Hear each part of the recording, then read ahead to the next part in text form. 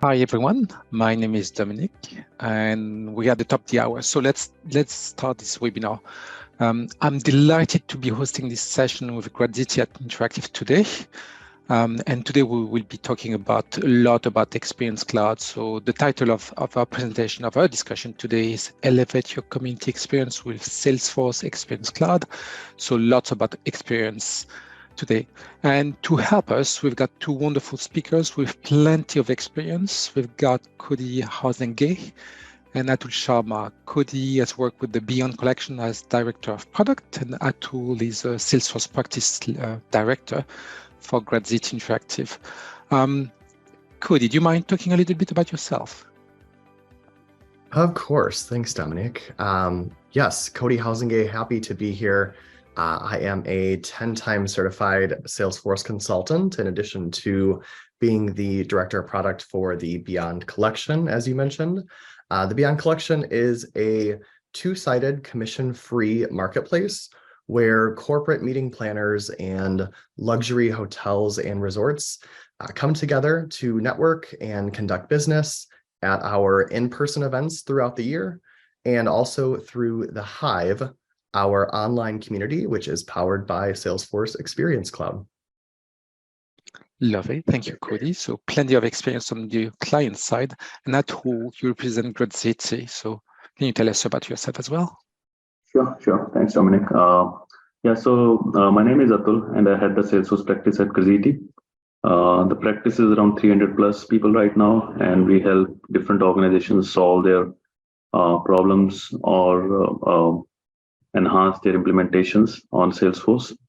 It can vary from any cloud, that is Sales Cloud, Service Cloud, Experience Cloud, you name it. If it's on Salesforce, my team might have done work on it. I've been in Salesforce ecosystem for more than 16 years now. I'm happy to be here today. Thank you, Atul. And I'm Dominic. My job is to assess Salesforce offerings available in market and compare them and give an opinion about it. So as I said, today we'll be talking about the Experience Cloud, and I'd love to provide a little bit of background about this discussion today. As you know, we know of Experience Cloud as being used in two different ways, as a standalone projects with lots of different use cases, sometimes complementing or being even e-commerce sites. But I think more and more we're seeing Experience Cloud as an add-on and complementary to Service Cloud, whereas Service Cloud is really the application used by contact center agents, and whereas Experience Cloud is really the self-service portal, the one tool that helps deflect calls to the contact center. Satisfaction as well, because as human beings, we all like to go through self-service portals before picking up the phone and calling the agent. So that are the background, and maybe Atul, if I may torture you for a while, do you agree with these high-level presentations? And would you like to add a few remarks on the use cases on Experience Cloud? Right. I think totally agreed. So the Experience Cloud has been primarily seen as a self-service tool that you mentioned.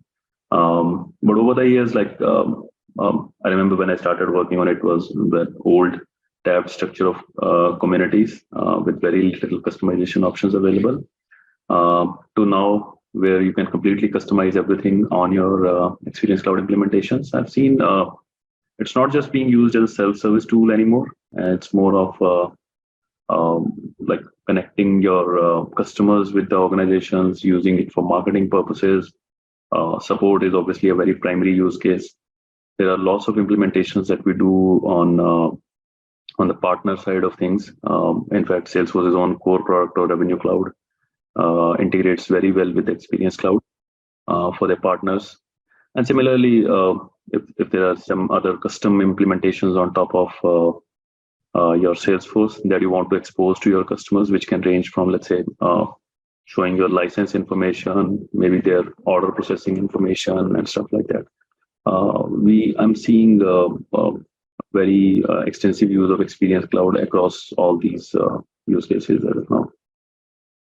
Thank you, Atul. And perhaps Cody, same question. And you've got a dual background as a practitioner, but also as a client and user.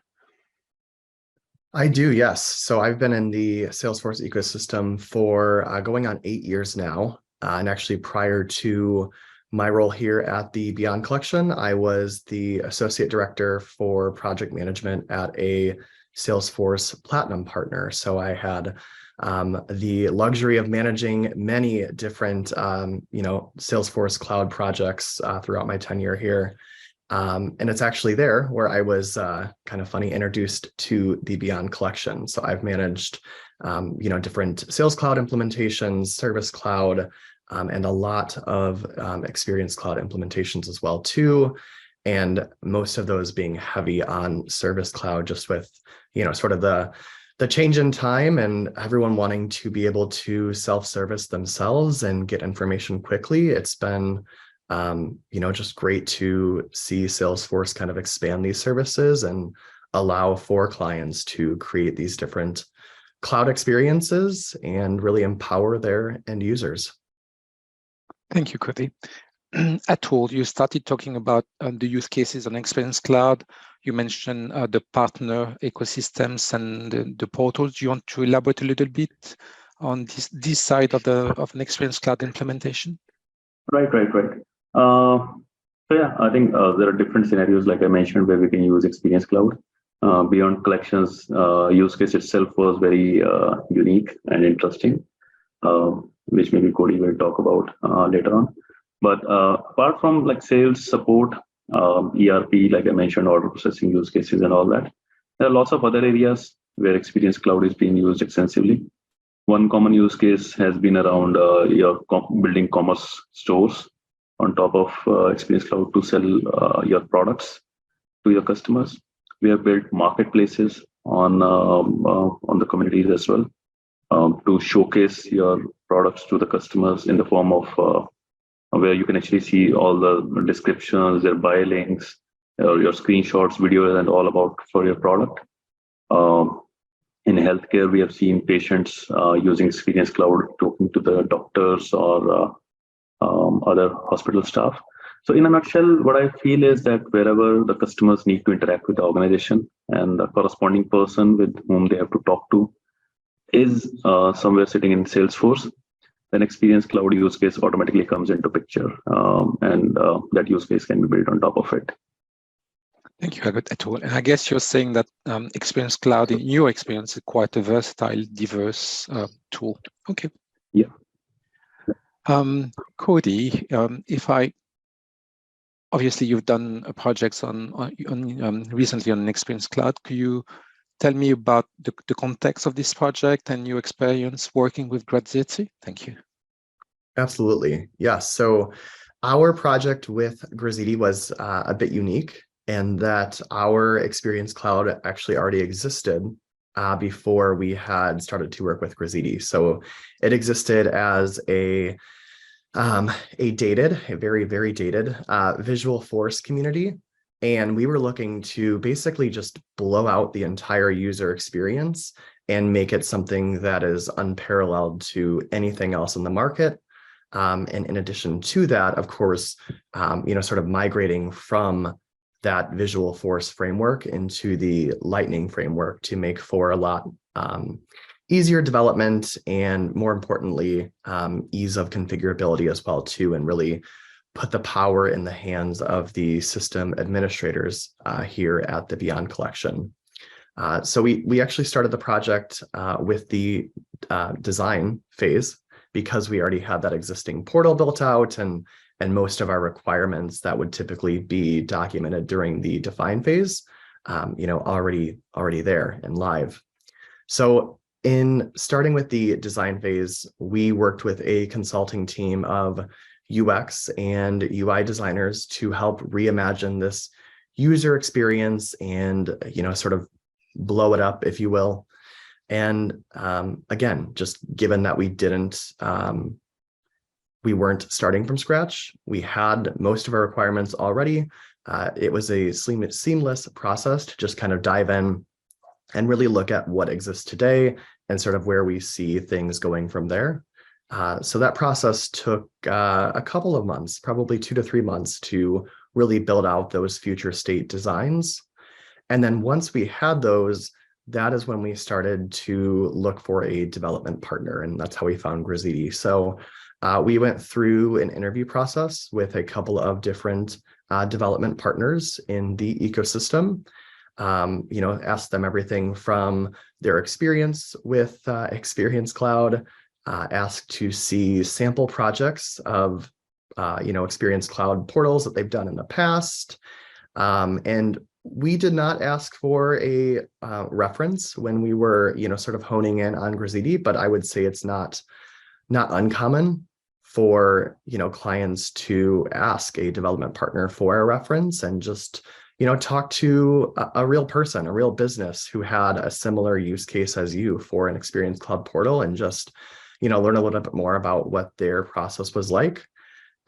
Once we had contracted with Grazidi, it was, I would say, probably an 8 to 10 week process of, sort of reviewing the current state, understanding how the Visualforce community works, looking at the designs that we had created with our UX and UI consulting partners.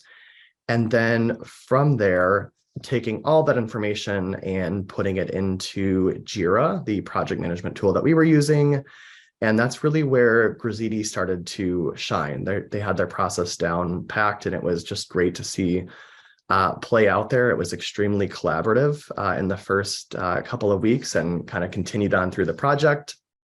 But it really, went as smoothly as most other projects that I've managed as my time as a project manager working with Salesforce clients here. So we had standard review and approval processes on requirements. We had technical solutioning that Grazidi took lead on.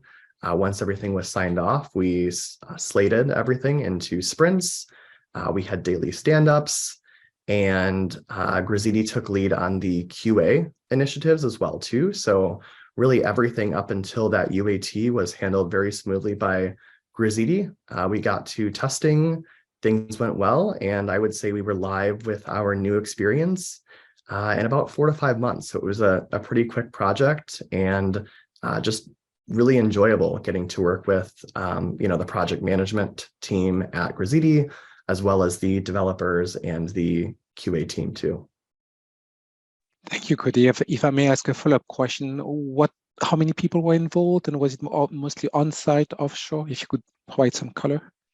Yes, definitely. So from the internal side of the project, so at the Beyond Collection, we had really 3 main stakeholders. We had myself, we had the vice president of marketing from a branding perspective on the project as well. And then our CEO was sort of the visionary and gave a lot of great input throughout the project and helped sort of shape the user experience. From the Grazidi side, it was offshore development resources, but very flexible in terms of timing. So I met with the project manager and the lead technical lead and some of the developers occasionally, just about every day at either 8 or 9 a.m. my time. So it was not, inconvenient in any way. And our stand-ups would typically last, 10, 15, 20 minutes. We'd clear any blockers that were needed, and they would be on their way for the next day of work. Thank you. Thank you so much for this color. Atul, in your experience, what features, functionality do you find most useful within Experience Cloud? I think difficult to answer a particular feature, but overall, again, the tool itself is pretty powerful. And on a high level, I would say the kind of strength they have given it on the restructuring and customization from an admin perspective, that's pretty powerful. You can actually drag and drop components from one place to another, choose a layout on the fly, change it. That's quite powerful. And then apart from just setting up the UI, the admin itself gets lots of features on the back end as well to handle the community as a community manager. So that is, again, a pretty good thing to have. Even if you are building anything custom, Salesforce has given you options to open up some admin controls for your admins or community managers. so that they don't have to come back to the developers for every small to small change. Then I would say the beauty of Experience Cloud is that it tightly integrates with the core Salesforce products. Self-service is a very prime use case, like you mentioned earlier. So that's again a pretty big win if you're on Experience Cloud. The security controls in Salesforce have always been pretty tight and flexible. So that's another thing. Maybe I would say that the platform itself, it's pretty strong. You can build any kind of customizations, integrations, because in Experience Cloud, there are lots of times you might have to interact with different systems which are outside Salesforce. This also ties back to one of our use cases which I was talking earlier, that for example, one of recent implementation, we are actually talking to the ERP system from the Experience Cloud, getting some information about the orders, purchase orders, and all that for the customers, and then showing that on the partner portal that we have built for the customer. So all these flexibilities are available on Experience Cloud. So in a nutshell, I think those are the high-level features that I admire the most. Thank you. And I see, while you were talking, I could see Cody nodding. So we've got a consensus here. Still with you, what do you think makes an Experience Cloud project successful, and what does Gradity bring to the table, specifically to Experience Cloud? Right. I think the core to a successful Experience Cloud project is always a clear vision of the project, and like what's the design, what's the output, what's the functionality should look like. Again, having that completely clear upfront is pretty difficult, but again, the time need to be invested on both sides. In case we undermine design, as an example, in the initial stages, we have seen there is lots of back and forth that happens later on, wherein you have to actually rebuild the designs because whatever you build, the business stakeholders may not like it. So freezing the designs, like Cody was also mentioning, they freeze the design first and then started working on the actual implementation. That's the key piece on Experience Cloud. Again, you have to have buy-in from all the stakeholders as well as on time, because any blockers when you are in the development phase, that can actually delay the timelines or runs into lots of rework as well.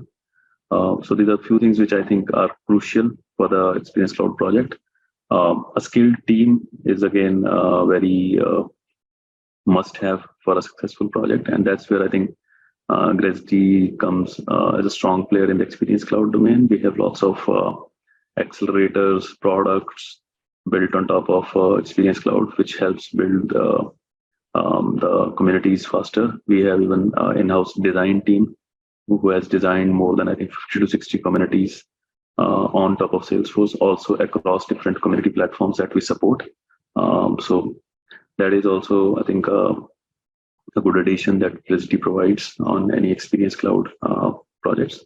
So in summary, I would say clear goal identification, having an expert team, and then meticulous planning is actually key to a successful project. Thank you, Atul. So creative capability as well. Cody, can I ask you the same question and maybe extend this question asking how you measure the success of an Experience Cloud project? Of course, yeah, I agree with everything you said, Atul, and I think the piece that I would hit on the most and really prioritize is making sure that you have that buy-in with the executive stakeholders up front, right? Oftentimes I've seen projects get derailed because, they're into development and sometimes into testing, and the executive stakeholders see it for the first time and they're not happy with it, or they thought, this was going to happen instead. So then we have to go back and sort of rework the designs before we can start reworking the development. So it's sort of this process that really just, eats up the timeline and the budget. So, making sure that you have buy-in at the top level, as well as from any impacted departments, right? If you're implementing Service Cloud, making sure that you are talking with not only the managers of that support center, but also one or two, power users or super users who can provide insight into their day-to-day and sort of the real use case to sort of justify the requirements that are being written. And then I would also say the collaboration with the team that you choose for development is also critical for not just Experience Cloud projects, but just projects in general with Salesforce, making sure that you on the client side jive well with the development partners and that you have this very collaborative nature and relationship, and aren't afraid to ask questions of each other and hold each other accountable. That's very important. For me, I guess I'm kind of split here in terms of how to measure success. The former project manager in me wants to say schedule and budget. Was the project delivered on time and within the budget requirements? But of course, I think it goes, a lot deeper than that. And really sort of being on the client side myself now, I can say that I think almost everyone would agree that the true measure of success for an Experience Cloud project is adoption and engagement, right? At the end of the project, are the users who are supposed to be using this portal, are they logging in? Are they engaging with it? And is the company or your company seeing ROI because of it? I think those three pieces are really critical for how to measure success. And those metrics come as standard functionality from Experience Cloud, or do you have to create them with Gravity? They do. So they come standard with Salesforce reporting. So you can report on a number of, sort of login metrics. And there are also several free packages on the App Exchange that Salesforce offers specifically for community dashboards or Experience Cloud dashboards to really dive in and get a little more granular in your adoption and engagement metrics. Thank you. Still with you, Cody. I think we talked a little bit about how you engage with Gravity. Could you tell us about a little more how you selected? In particular, you said you had UX on one side, design on one side, and Gravity as a development partner on the other side. Could you explain a little bit your rationale here, perhaps? Definitely. So sort of the reason for the split project here is our CEO had an existing relationship with the design consulting partners that we used, which happened to be where I was previously employed at the Salesforce Platinum Partner, and where I met our CEO and the Beyond Collection team. So that's sort of how we got into the design phase with them, was that pre-existing relationship that we already had. We knew going into that, though, that the partner we were using would not be able to provide us with a development scope that was in our budget. We knew that we would have to shop around for some lower estimates. So we took to, as I mentioned earlier, just interviewing the different partners in the ecosystem and talking to our Salesforce account executive and getting recommendations. And Gravity is one of the names that popped up. So again, we, sort of had these interviews, like I mentioned. We talked about, sort of our vision for what we wanted the Hive to be, our Experience Cloud, reviewed the designs with them, really just made sure that we felt comfortable that they were able to take on the technical capabilities that were needed to make this project a success. And again, I think I mentioned this as well too. It's not uncommon to ask to see past examples of projects or to call on a referral as well too. I would be more than happy to be a referral for Gravity. That's been absolutely wonderful to work with them over the last year now. So yeah, that's really sort of in a nutshell how we chose Gravity. We, just I guess, quote unquote, shopped around. We narrowed down our list, had these quote unquote interviews, and really just dove in, and on top of the technical requirements, just made sure that there was a great collaboration between us and Gravity, and there was, and we didn't turn back.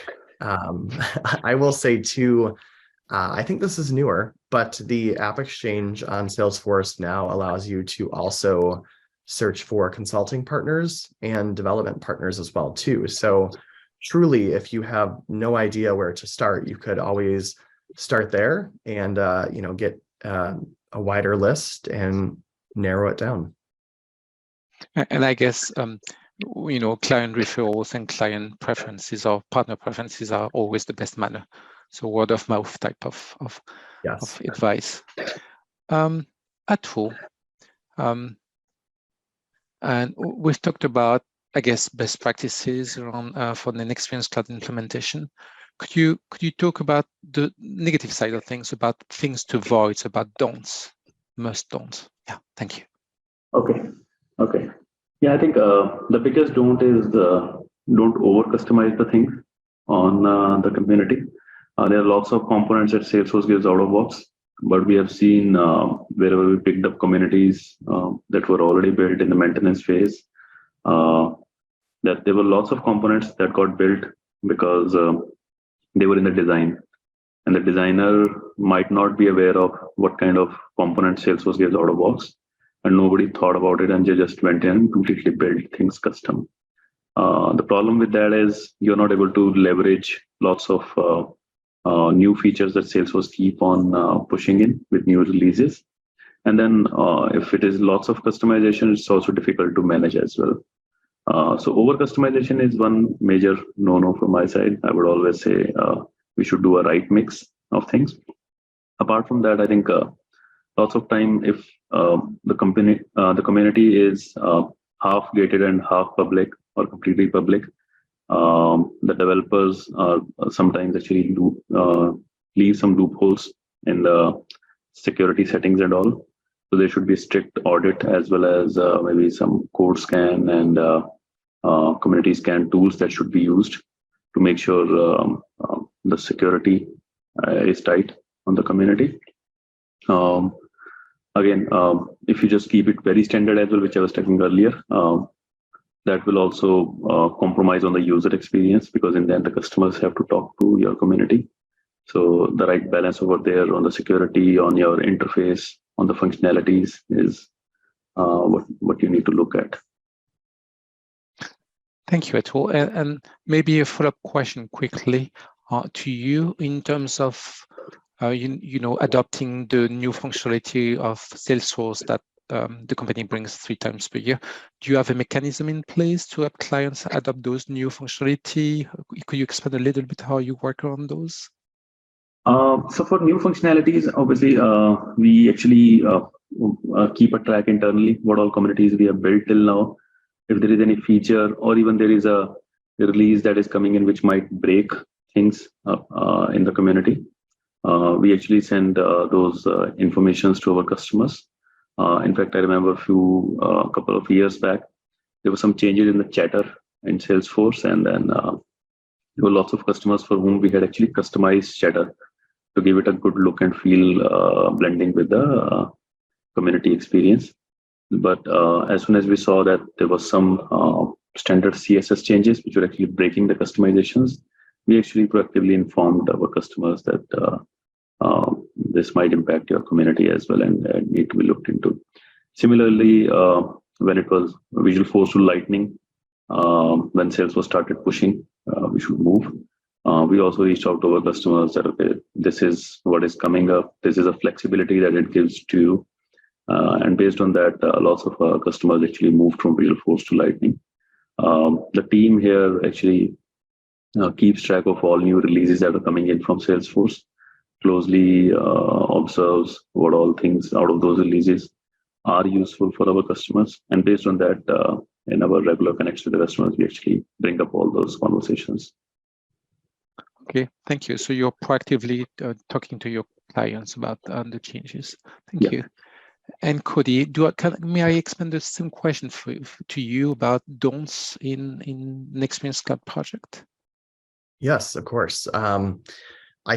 I talked about this earlier. I think the biggest don't is to go through the define and design stages of a project, get your requirements down, your designs down, essentially getting ready for that development phase, and not getting that buy-in first from your executive stakeholders and other departmental stakeholders who are going to have opinions and input once you get to the testing phase and they start to see it live. Atul, you touched on this as well too, but just making sure that where possible, taking advantage of the out-of-the-box components, and where not possible, using the property attributes to define configurable field values when you're developing custom components as well too. That can be a community manager or an admin's best friend is, if the development partner you're working with has added these different property attributes in a custom component that has been developed, they might be able to go in and change the title or change the way in which something displays, or the font color. So really just, again, kind of taking advantage of those property attributes, I think, is key when the out-of-the-box solution doesn't work and you have to go the custom route. Then I would also say don't rush the define and design phase of the project either. So I think I'll stick to the first part of the project here out of development's way on this one. But as you're working through the requirements and the designing, it's often tough to stay on schedule because new requirements come up, or perhaps your designs need to go through a review cycle with the different departments and the different executive stakeholders. So just making sure that you're being realistic on yourself when you're sort of creating that timeline for define and design before getting to development, and that you're also not rushing because of that and missing requirements or missing a page from a design, when in reality, once you get to development and to testing, those things will be noticed, they'll be caught, and then you'll have to go back and sort of rewrite those requirements. The developers will have to do some recoding, and then you're sort of extending the project timeline anyways. So I would say take the time up front, make sure everything is solid before you get into development, and knock on wood, there should not be any surprises. Thank you so much. Elsie, we've got a few Q&A questions coming, so let me pause here and ask one of the questions we've seen on the question and answer panel. One from Mark Siegel. Can you please share the names of the 3 applications for community dashboarding? Atul or Cody, would you have any names in mind? I do, and I will actually reply to that live right here. No, I can't. Okay. Yes, it is, and I can. I'm happy to. I think I can actually throw it in the chat here. It is the Salesforce Community Management Package for sites with chatter, and I believe there's also one for sites without chatter as well too. But this comes with a number of different reports and dashboards for helping to measure those metrics that I was talking about earlier around adoption and engagement. And when I say a number of reports and dashboards, I mean a number. It's quite overwhelming, but there's great documentation on exactly what's in there. Yeah. Lovely. Atul, did you have any other tool to share? Right. I think so Cody mentioned that, right?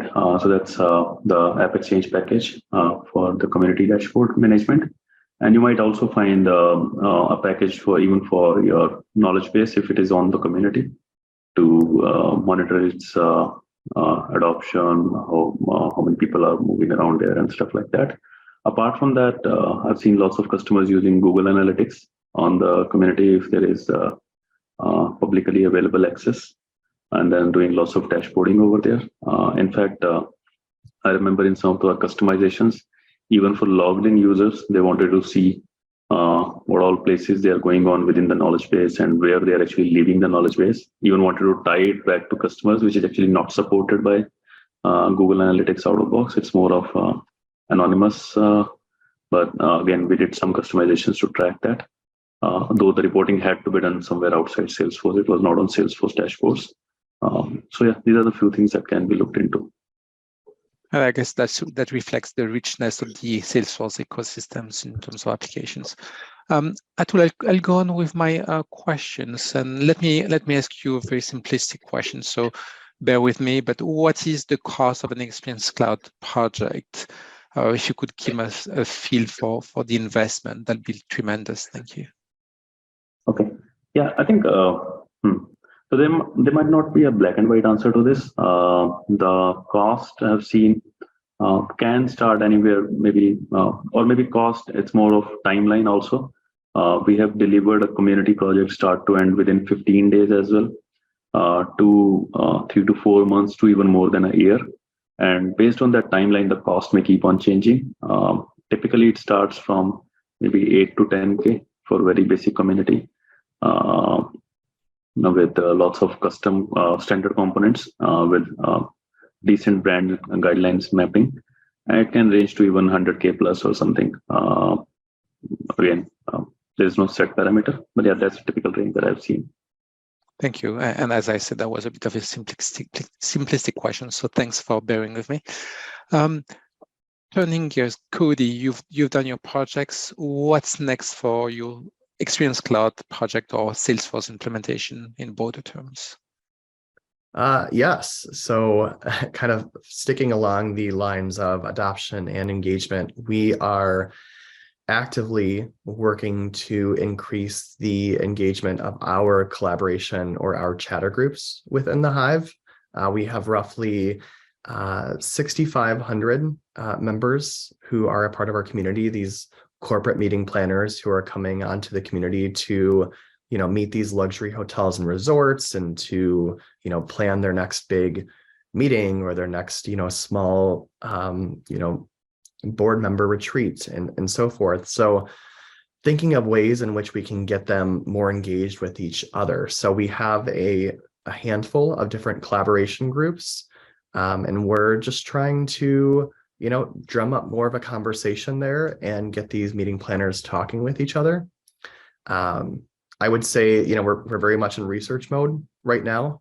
Out of the box, Salesforce offers gamification, so sort of like a rewards or points system, rewarding you for interacting more with the site, giving you sort of different status tiers, if you will. So we're certainly exploring that as an option. We're also looking at potentially customizing the Chatter Digest emails. So sort of turning those off, the out-of-the-box emails that come with Chatter Digest, and looking to possibly replace them with a custom email solution of their own that, looks and feels a little bit more like, sort of our voice here at the Beyond Collection. And, more ideas. It's just sort of, the list goes on and on when you're talking about engagement, all the different ideas that you can come up with to sort of increase that. That's really where we're at right now. I will say one step that we've already taken is to implement this new guided ClickPath tour that Grazidi has recently created. It's called Guiden. And essentially, we've configured this component. It's very easy to configure on the homepage for our meeting planners. So when they're logging into the Hive for the first time, they get a sort of 8 or 10-step tour that really acclimates them to the site and helps, drive that buy-in of the site, that overall adoption, and hopefully increases their engagement with the site too, as they get more comfortable with the navigations and just the different features and functions. It's proven to be a very powerful tool so far, and I myself am a bit of a data nerd, so I truly like the fact that this new product that Grazidi has purchased or has developed, has the ability to track which of your users has completed the tour versus which ones have started and maybe clicked out of it, versus those who have not started at all. So just a lot of great data around these tours, and that can lead to some good targeted marketing as well too, and just making sure that you're engaging the right audiences with your messaging here. Thank you, Cody. And I guess what you're saying is you're doing some research yourself and also taking the products or the add-ons on Experience Cloud and trying to use them for your own benefit. So a bit of a dual approach, I guess. Yes, yeah, exactly. Okay, thank you. I guess we're a bit of a summary discussion or comment here. Perhaps Atul, you could talk about how, back to the title of this webinar, which is Elevate the Community Experience using Experience Cloud. Perhaps you could highlight how Experience Cloud is really increasing customer engagement and improving UX and client satisfaction, maybe from a higher level. Higher level. Right. I think we discussed lots of use cases, lots of ways people are using Experience Cloud now. It's not just self-service tool anymore. It's more of people are engaging with each other. You can expose lots of information that you need to open up to your customers. Again, to fully use the potential of Experience Cloud, I would also say in summary that whenever some teams plans to start using Experience Cloud, they may also check it across different departments, which might not be just limited to their own department. That is, let's say, suppose a support team wants to build a community to self-serve their customers. They should also reach out to maybe the sales team and ask, okay, if they also want to talk to the customers through a portal, if there is anything already in place, or they can also be made a stakeholder into the Experience Cloud implementation. Similarly, marketing can be another stakeholder in these implementations. So when you're actually starting to build a community on the Experience Cloud, think from a long-term perspective is what I would say, and try to bring in as many stakeholders as possible so that once it is ready, it's not difficult to scale it to make it usable for other departments. Otherwise, I have seen people end up creating multiple Experience Cloud communities because the requirements from different departments come over the period of time, and then it's very difficult to change the complete structure of one project just because some other requirement came in. So yeah, in the end, I would say to actually elevate it to its full potential, we should always look at using Experience Cloud as a customer central portal and not just communities use case that has been the traditional way of using it. Thank you. Thank you for providing this perspective. Cody, can I extend some question to your same comment, really? Yeah, of course. I think for me, Atul, I like what you said about, starting at the beginning with the stakeholders, and I know we've talked about that previously in this webinar as well too. But I think just diving into that a little bit more, making sure that you have someone who is a quote unquote visionary at your company and who can really think of that big picture, that will help you understand, some of your requirements and the designs as you get into it. And that will also help you from, sort of working in silos as well too, and then possibly missing departments or having missed expectations sort of as you're going. And with that vision, right, that person should also be able to then bring the metrics that they're hoping to see as well too. And I think having those up front, that sort of big picture and okay, if we have this, what would we expect to see from it in terms of a return on our investment, or in terms of a customer satisfaction score? What is that metric, or what are those metrics that we're trying to measure here? I think that is what will truly help drive the requirement discussions as well too, and create some smoother designs and really elevate the development and the experience of that Experience Cloud that you're developing. And then again, just to hit on this one more time, I know we've talked about this a lot too, but really elevating the community experience, I think, is also, keeping in mind the end user and really taking advantage of the different areas in which you can create collaboration amongst those users. So we've talked a bit about ways to increase adoption and engagement, chatter or collaboration groups as well too, just pouring in as much as you possibly can to get those users engaged, interacting with the site. So hopefully that, your company can see that return on the investment you're hoping to. Thank you so much, Cody. I think we've reached a bit of a flow of a discussion, but now it's time to go and see if we had any question, I should say, in the panel, in the Q&A panel, and I see a number of them. I am going to start with you again, Cody, because I see Atul is not has disappeared from the screen. So let's go on with this. I think one of the questions I think you already answered to a large extent, but let me phrase it again. How can brands evaluate the accurate impact brought by Salesforce Experience Cloud? How can brands evaluate the accurate impact brought by Salesforce Experience Cloud? I think you touch on it quite a lot with how you measure success and the metrics. Did you want to add anything on this one?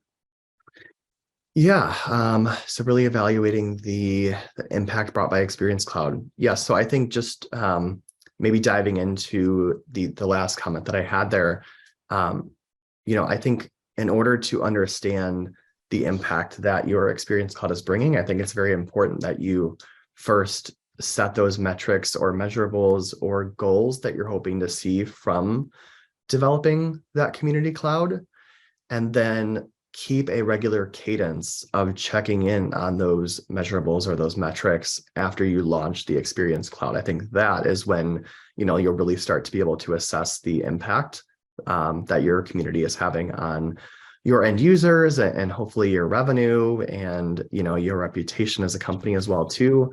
For us in particular, we started after our go live with sort of weekly measuring of the different metrics. So, logins, engagement rates, different page views. So we had set up Google Analytics as well too, so we could really understand, the behaviors of our users. So understanding what pages they're going to, what components they're interacting with. So figuring out for you what works and what you want to track, and then deciding what that metric is or what that cadence is that works best for you. So in our case, right after go live, that was weekly, as I mentioned. And, to some extent, we're still tracking some of our metrics on a weekly basis, but a lot of others we're tracking, on a monthly or quarterly or even an annual basis as well too. It really just kind of depends on the metric there, but I feel like that's the best way to really understand the impact that you're having. Thank you so much, Cody. And sorry, I told you my computer is playing tricks, so I couldn't see you anymore, but apologies for this. Anything you'd like to add on Cody's comment, or are we? Yeah, thank you. No, I think, so Cody pointed this right, that knowing this upfront, what you want to measure is the key to actually evaluate the impact of it. And again, it will also depend on the kind of use case that the community is built around. As an example, if support is a key use case, some of the matrices to measure what impact it has brought in is around whether it has reduced your support cost for your support agents, whether the case age has been reduced with the community because you're getting more number of more information on the form itself when you're collecting the case information. Similarly, how much engagement is there on the community? That also talks about the brand value that Cody was mentioning earlier, because then people are more connected to the community. Similarly, on the partner side as well, you can see how much revenue is actually being booked via the partner portal on the Experience Cloud. So it will also depend on the use case that you're trying to solve, why you're actually building the community. And based on that only, you can actually find out the actual impact out of it. Thank you so much. Let me keep on asking you a question with that one, which is what do you believe is important? Content, chatbots, facts, or explanatory videos to help users? Would you like to comment on that one? Yeah, it's kind of a mix of all, to be honest. So, for example, content is always a key wherever it's more of a B2C or even on a B2B as well, the strong knowledge base is pretty important, right? So content, it will always be the master here. Again, depending on the use case as well, it might not be relevant for a particular use case, but mostly for support communities and wherever the knowledge base is at the center. That's where it is important. Chatbots, again, fall into the same category. Lots of self-serve has to be there. They are important. They are picking up lots of pace now, but they were not as important maybe 2 years back. Similarly, FAQs, again, very specific to your support use case, especially whenever, let's say, there is an outage or something on your core product. You can actually use these FAQs on your community to avoid lots of influx of your new cases that are coming in. Explanatory videos, or maybe even the example that Cody gave was around the Guide-in app, which actually tells you how to navigate around your community. All these are important. Again, they have different perspective on, again, the use case. Content is for enriching your customers. Chatbot is around helping them. FAQ is around helping them. So there are different things that can be used in the community for different use cases, and all of them has their importance in different places. Thank you. And perhaps you could comment, if I may ask you a follow-up question on what's an easy deployment from your experience that's easier to deploy FAQs or content rather than chatbots that need to be trained. Any thoughts on the feasibility of deploying those tools? Right. So content, if it is in knowledge base, it's very much easy to implement because Salesforce also gives out-of-box components to display the knowledge base on your Salesforce. And similarly, if FAQ is also part of knowledge base, then again, it's similar to showing any other KB article. Explanatory videos is what need lots of customization. In fact, on our website, we also have a utility built on showing up videos on your community. So you can actually upload them somewhere in the backend and they can show up on a page in a tiled structure and all. But that is all custom. There is nothing out of box available from Salesforce.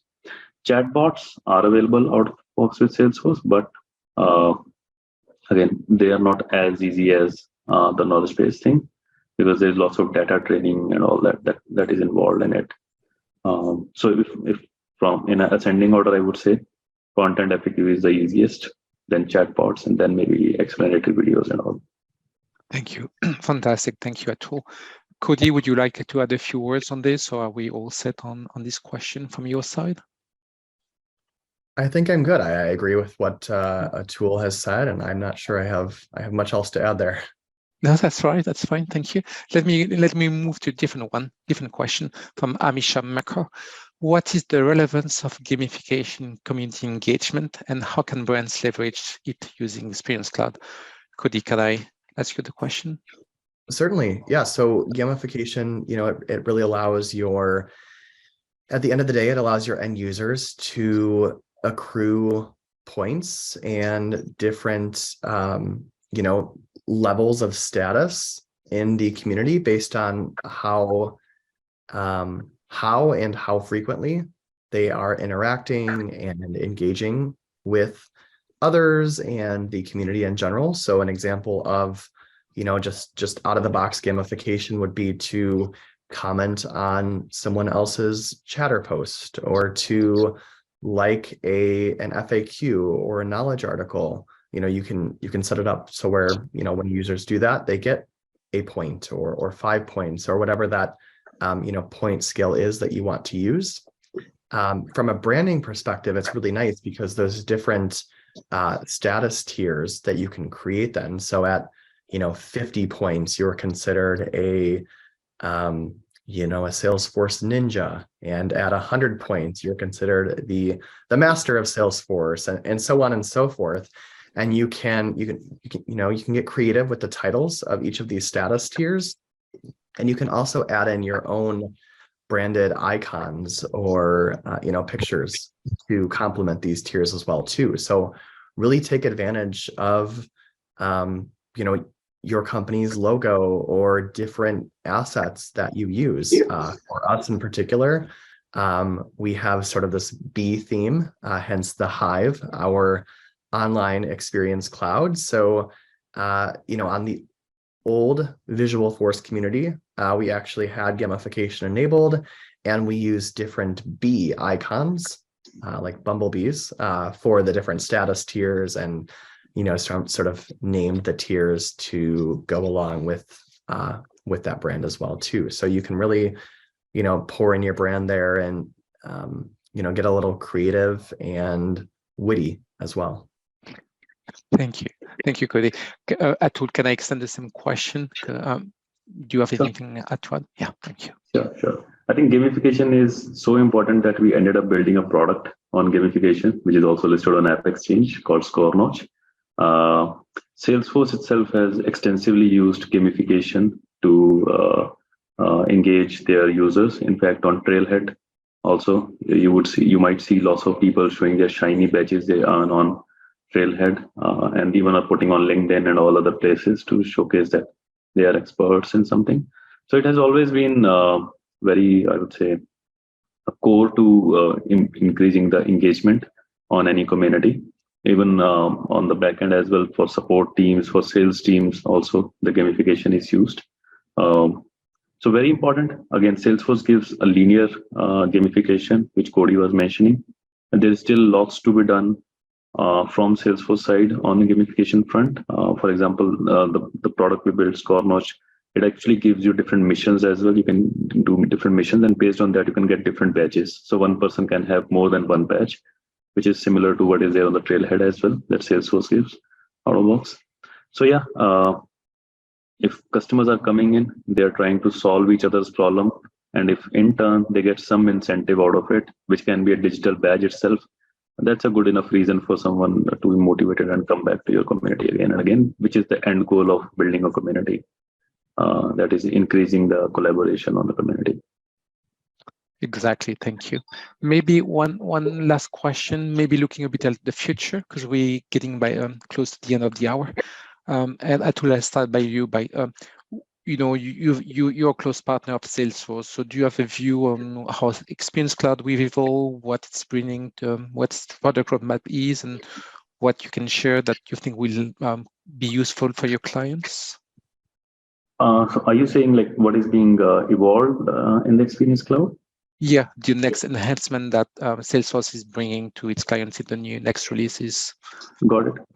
Okay. Yeah, I think so. There are lots of things that Salesforce plans. Even you can actually go to they publish their roadmaps on their websites, as well as even on the Idea Exchange. You can actually see the top voted ideas. They pick those and deliver. I think 5 ideas in every release, top voted ideas. So from there also you can get lots of details around what things are coming in from Salesforce side.